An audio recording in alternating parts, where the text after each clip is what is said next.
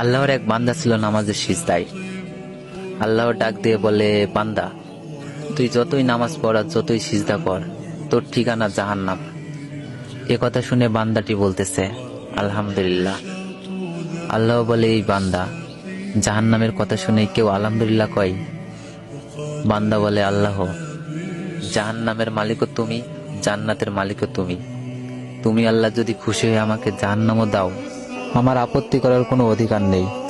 আল্লাহ বলতেছে, বান্দা, জাহান্নামে গেলে তুই পুড়ে যাবি, তোর কষ্ট হবে। বান্দা বলতেছে, আল্লাহ, কষ্ট শুধু আমার হবে না, তোমারও হবে। আল্লাহ বলে, বান্দা, তুই পুড়বি জাহান্নামে, আমার কষ্ট কেন হবে? বান্দা বলে, আল্লাহ, মায়ের কোলে সন্তান যদি পানিতে পড়ে যায়, তাহলে দুনিয়ার কোনো মাই যেমন দূরে দাঁড়িয়ে থাকতে পারে না, দৌড়ে গিয়ে বাচ্চাকে কোলে নেয়, আমার বিশ্বাস ওই মায়ের চেয়ে কোটি কোটি গুণ দয়া তোমার বেশি। আমাকে জাহান্নাম দিলে তুমিও আল্লাহ শান্তি পাবে না।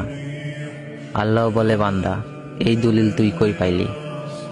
বান্দা বলে, আল্লাহ, আমাদের জাতির পিতা ইব্রাহিম আলাইহিস সালাম তোমার প্রেম বুকে নিয়ে যখন নমরুদের চুলায় পড়ে গেল, তার আগেই তুমি বলে দিলে, আমার দিকে তাকিয়ে দেখো, আমার কলেজা ভরে শুধু তুমি আছো, আর অন্য কারো জায়গা নাই। আল্লাহ বলে, বান্দা, আমার প্রেমের ভক্তি নিয়ে যদি কেউ জাহান্নামেও যায়, আমি জাহান্নামকেও জান্নাত বানিয়ে দিব। সুবহানাল্লাহ।